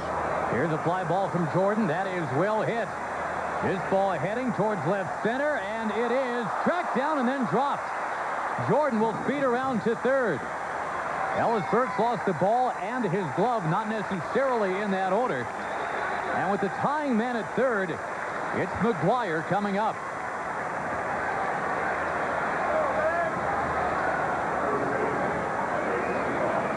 Fastball right down the middle. Got it way up in the air. Burks ran a long ways for this. I think it landed in his glove, and his glove, when it hits the fence, I think his glove comes off. Great effort. But he just couldn't get it. Here is McGuire now. We welcome those of you watching San Diego and Houston. It's a 2-1 game here. The Rockies in front. But Jordan, who just tripled to left center, is the tying man. 1 out, 7th inning of McGuire so far. A walk, a couple flyouts. Jamie Wright drops behind him 2-0. You know, every team has a guy that the other manager won't let him beat you. Mark McGuire is that guy. And if you walk McGuire, you have to deal with Langford and then Mabry, who has been a Colorado Rocky killer. Inside 3-0. Mark McGuire has only homered with 3 balls in a count once all year. It was a 3-2 pitch from Mark Langston. That was back in April. But once you get to 3 balls, usually anyway, you might as well just go ahead and put him on. Jamie Wright apparently not giving in. We'll see what happens 3-1. Well, I thought they were going to pitch him around him a little more carefully. He threw that 0-1 or that 1-0 curveball that was almost a strike. That might be the best pitch McGuire's going to get to hit this at bat. And that's what it was. Yep. Down and outside, McGuire has walked for the 2nd time today. 109th time for the season. So it'll be runners at the corners, just 1 out. As McGuire stands in front of his batting practice pitcher, Dave McKay. Here comes Don Baylor. Chuck McElroy is ready in the bullpen, and it looks like they want to go there and get him. So that's it for Jamie Wright. He did a great job. He leads it 2-1. Jamie Wright, heretofore, the problem had been wiggling out of a tough spot. He did that on 3 different occasions today, and he leaves with the lead. That was a great job by Jamie Wright today. Now I'm sure. Chuck McElroy coming in, George, and it's a 1st and 3rd one-out situation. Ray Langford is the batter.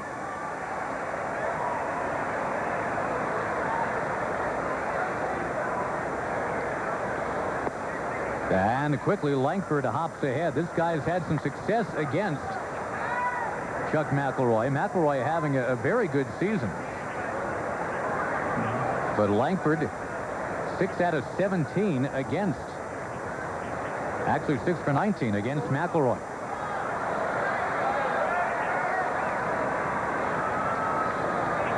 Who better start throwing strikes. Real quick. Real quick. Think he'll be swinging here, 3-0? Yes. How's that for a delay? And he drills it to center field. Burks is there, but that is plenty deep for St. Louis to tie this game. My original answer was going to be no, by the way, but Ray Langford guides it to the deepest part of the ballpark, and we're now tied at 2. Jamie Wright will not win it. He still has not won a ball game since June the 13th. Though he may have deserved to today. Yeah, he pitched well enough to win today. McElroy's allowed only 1 homer in 48 innings of work this year. That was almost the second.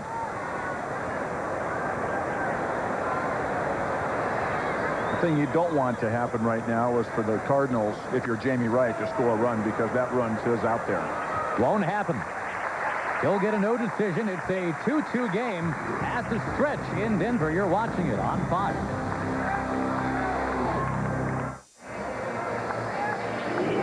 Jamie Wright will not get a decision in this game. The big-time Kansas City Royals fan growing up, his hero. To my right, George Brett. In his maiden voyage on Fox, seeing a pretty good ball game as Manwaring grounds out to open things here in the bottom of the 7th. And in honor of George being here, in honor of this, the 15th anniversary of an historic event. Yesterday was the anniversary. Yeah. Let's listen to the scooter. Okay. The pitch deep to right field. Holy cow, I don't believe it. Home run for George Brett. I don't believe it. And Billy Martin. Billy Martin believed it and then did something about it. We're going to show you the aftermath of that George Brett home run. One of the all-time great snaps in the history of Major League Baseball. Here it comes. They said too much pine tar. Take a look at that bat. What was I thinking about? Tim McClellan, 6'6", and he's standing there with a bat in his hand, and I'm running after him. I like watching. I love. Well, Joe Brinkman had me in a chokehold there. I was trying to get away. I wasn't trying to go at the umpire. I was just trying to get out of that chokehold. That brings back some good memories, though. That was a lot of fun. I like Greg Nettles, the opposing third baseman, kind of wandering in there. It looked like he was saying, "It's okay, George." Yeah, I'm going, what are you doing over here? Well, again, a happy anniversary on that blessed event. John Vanderwall, the pinch hitter, and Pat Kelly, who was playing back on the outfield grass. That ends up being a pretty good idea. Pinch hitter extraordinaire. We'll go back to the top of the order for Nefi Perez, but first for a Zima game break. Back to Chip Carey in the Fox Network Center. All right, Josh and George, thank you very much. It was 4-0 in favor of the Giants at Three-Com Park, and Eddie Tobbins, a pretty good left-hand hitter, ropes a double down the right field line to score 2 Cincinnati Reds. That makes the score 5-4 in favor of Cincinnati, and in honor of George Brett. Dusty Baker is checking the bat for too much pine tar. Back to you guys. Hey, all we need here is a home run. Home run for the cycle. He got it! I don't believe you. All we need was a home run and the first pitch. Nefi hit it. Did that ball go in the second deck?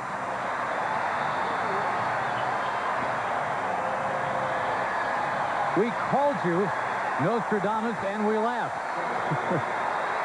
That's what he needed for the cycle. He's got the cycle.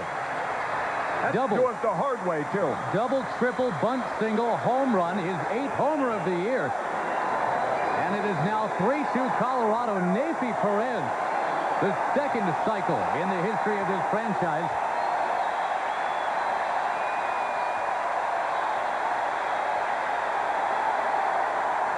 Dante Bichette meeting Neifi Perez.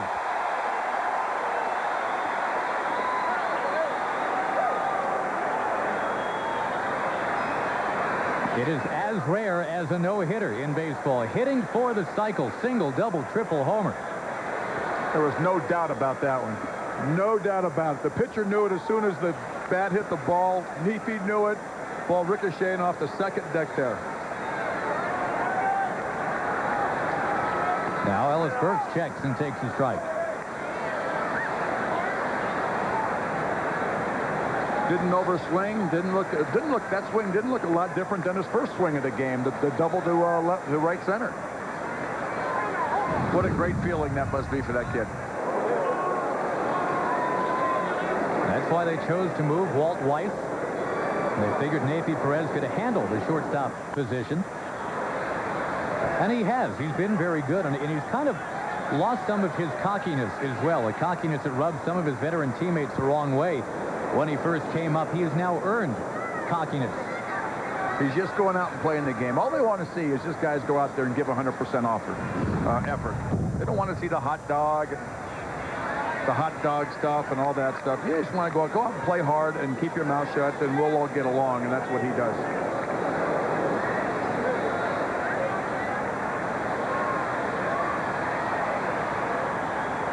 The fans loving it. Neifi Perez has got to love it, too. Did he go? No sale, says Sam Holbrook. Here's the guy that didn't like it too much, the guy that's been victimized for the cycle, Matt Morris. Do you think he knows right there? Yes. Morris still bringing it, though, mid-90s with the heat. Do you think Neifi ever hit for the cycle in the minor leagues? Do you think he ever hit for one in Little League? How many did you get? I had 2, I think. Did you know going to the final at bat what you needed, and was that on your mind? You know. I did it one time. I had one of them already in the game, and it was like the 14th inning of a game when I hit a second home run. And then the one time in Toronto, I hit a home run my last at-bat. It'd be a lot easier if all you needed was that single. By the way, the answer to your question is yes. He did hit for the cycle once in a minor league. This is old hat then for him. This is old hat. Actually, he had 7 consecutive hits in that ball game, a 13-inning game. That was a couple of years ago for Colorado Springs. Tony La Russa doesn't care one whit about all of that. All he knows now is it's 3-2 Colorado. Ground ball over to second base. That's it for the inning, but the Rockies take the lead. Neifi Perez has his cycle. Single, double, triple homer. 3-2 Colorado. This game summary brought to you by Toyota. We just saw Neifi Perez complete the cycle. Brian Jordan, a triple and a run scored for St. Louis, and the McGuire watch continues. A couple of walks, a couple of flyouts today. One of them just missed getting out in left field. But the fans here still buzzing about what Neifi Perez has accomplished. And Mike Dijon gets into the ballgame now for Colorado. Spelled D-E-G-E-A-N, but pronounced like the mustard, Dijon.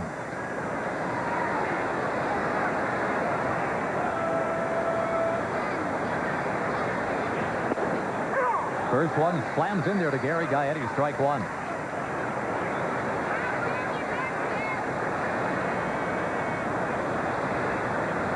Cards have had their chances today. They stranded a couple in the first, 2 more in the second, left the bases loaded in the third. Jordan hit into a double play to end the fourth. This guy's on a pretty good roll since the All-Star break. Hasn't given up a run yet.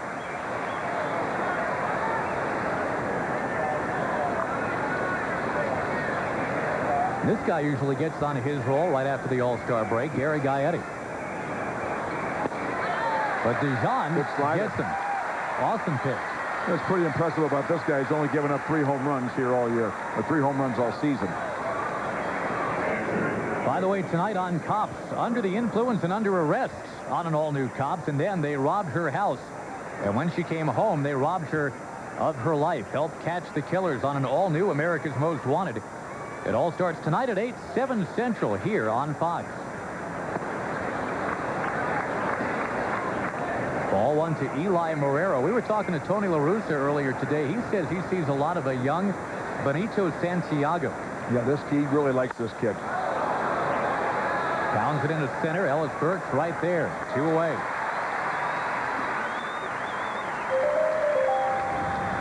He can throw. He can run a little bit. Santiago, I think, had a 30 stolen base season, which, if you're a catcher, is kind of tough to do. One catcher will follow another here as Tony La Russa makes the adjustment in the batting order. They'll send up a pinch hitter, Tom Lampkin. So Matt Morris's day is now done.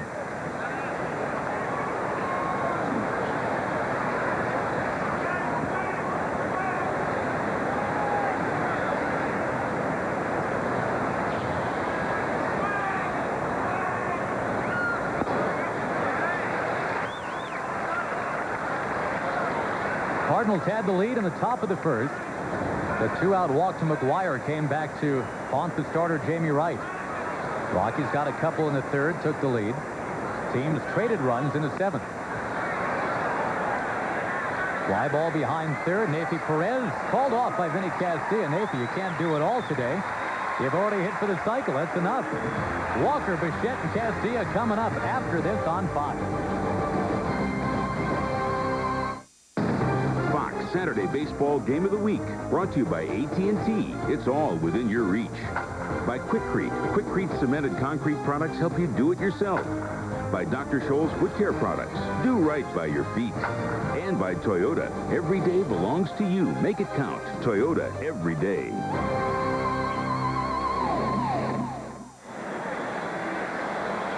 Into the bottom of the 8th inning now, and the Colorado Rockies lead the St. Louis Cardinals 3-2. Josh Lewin with 13-time All-Star George Brett. This started out as a pitcher's duel between 2 highly touted former first-rounders, Jamie Wright and Matt Morris, the 2 23-year-olds, but now each of them are out. John Frascatore moves in for the Cards. Morris did a great job, I thought. Jamie Wright did a great job. The hands are the fate of the game's in the hands of the bullpen right now. And the St. Louis bullpen has struggled. They've blown 22 saves, most in the major leagues. And their record are 16-17. Larry Walker drills one right field. Gordon's got to turn around, play it off the scoreboard. Larry Walker will cruise into second base, the leadoff double. Not a good start for the St. Louis bullpen.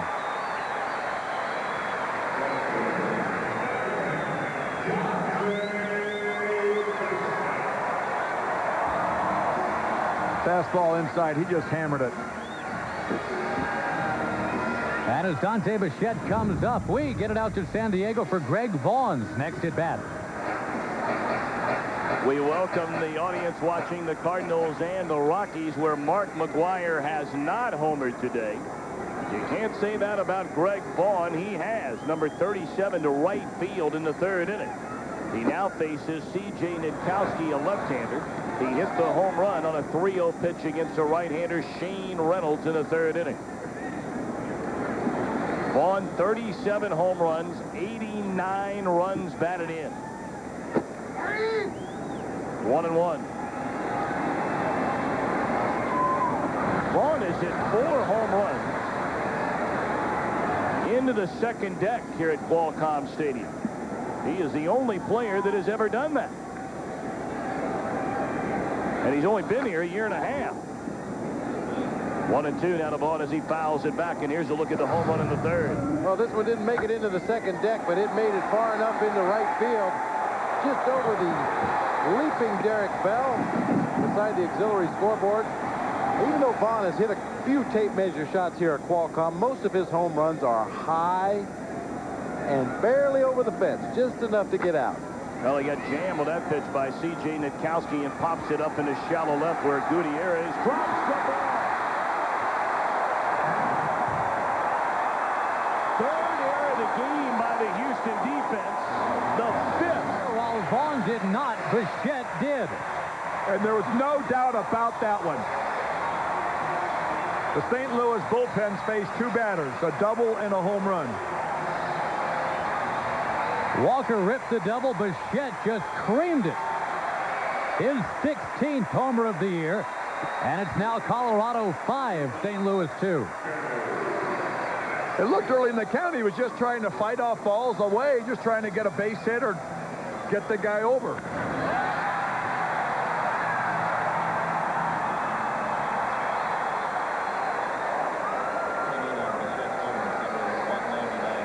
He knew. And now he's got to face Vinny Castilla, who was the hottest hitter in the Colorado lineup. Tony's seen this movie before, hasn't he? Oh, foul ball just over George Brett's head. I was starting to reach my hand out there. Old habits die hard. Bichette closing in on 200 home runs for his career. That was number 199. Ripping a miss for Castilla. He won't probably get to the career total of the Cardinals hitting coach Dave Parker. He ended up at 339, but Bichette and Parker were once traded for each other, even up. The Angels and the Brewers doing that deal in 1991. Bichette, a young star on the rise. Parker was 40 years old at that point and headed out of the game.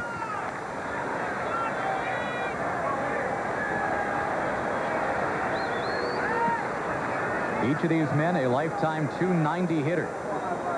And Bichette bringing it up from there this season. He's leading the National League.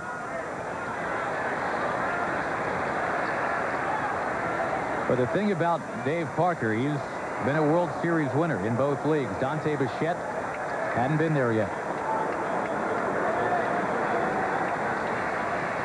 Rip and a miss.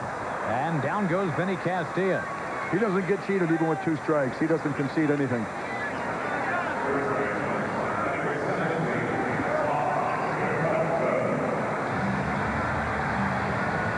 Ball looked like a slider. That might have been a fastball just outside. Just a little outside. Either that or he was in front of a little bit.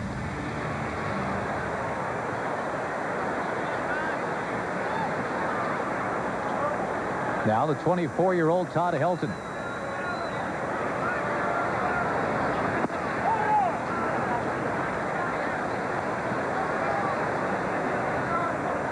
Single, a fly out, and a pop out. It's a pretty good race for Rookie of the Year here in the National League, isn't it? Let's not forget Kerry Wood from Chicago. Between Travis Lee. I never talk about pitchers. I like hitters. While we're working on that right now for a Zima game break, we return to Chip Carey in the Fox Network Center. All right, Josh and George, thanks a lot. Willie Green of the Reds. Bang! 3-run homer deep down the right field line for Cincinnati. It's a 9-4 ball game. The most runs they've scored since May 15th. That's 2 months. That tells you why they've been such a streaky ball club. Back to you two. Meantime, the Giants struggling, trying to keep their toehold on the playoffs. They wouldn't get there if the season were to end today. The bounce out ends it, but the 2-run homer from Bichette may have sealed it. No doubt about that one. 5-2, 3 outs left to get for Colorado.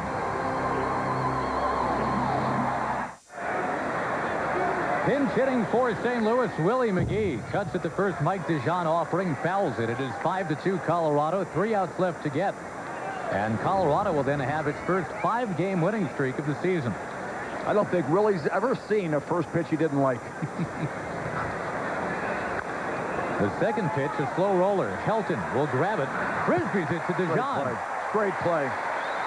Willie McGee can still get down that line. You bet. Some nice defense there. Some nice defense coming up. The Red Lobster catch of the day. We give it to Larry Walker. As you see him streak into your picture here and stab it out there in right center. The Red Lobster catch of the day. And McGee just got robbed too. Willie McGee, as you take a look at Walker now in staying in right. Ellis Burks moves to left. And it's Curtis Goodwin taking over in center field. Dante Bichette out of the game as they go with the defensive look in the 9th inning. Going for a little speed in center field. And you know what? I'm just looking at my scorecard here. If Mark McGwire gets up, there's going to be 1 or 2 guys on base. If these 2 guys get on, Mark McGwire will come up with a chance to tie the ball game. That would be a pretty exciting finish or continuation of this ball game, wouldn't it? We saw on Fox just a couple weeks ago him come up in the late innings to win it. Splintered bat and a bouncing ball to second base. 1 out to go.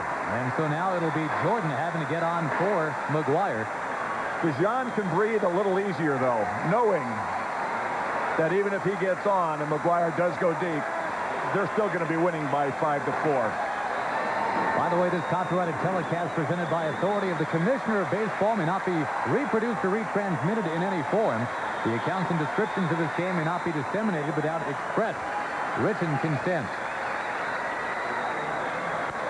Ground ball could do it. Perez appropriately across to end the ball game. How fitting. Guy that hits for the cycle gets to make the last out of the ball game. On a decent play, too. That was no routine play. Colorado takes it. Don Baylor sees his team get to its first 5-game winning streak of the entire season. And we'll be back with more from Coors Field right after this. You've been watching the Rockies and the Cardinals, and we'll have more on Fox after this message.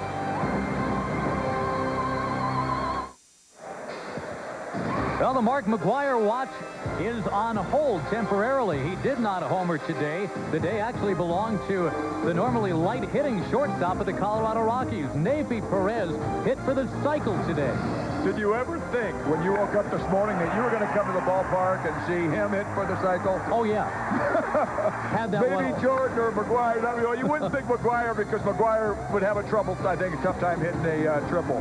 But he was all over the place today. That was a gift right here. He got a little sacrifice bunt single right there. But can you imagine coming up to bat and all of a sudden you need a home run for the cycle, and he did it. The game ends with McGwire on deck. Chip and Steve coming up, and they'll have bonus coverage of Houston, San Diego, too.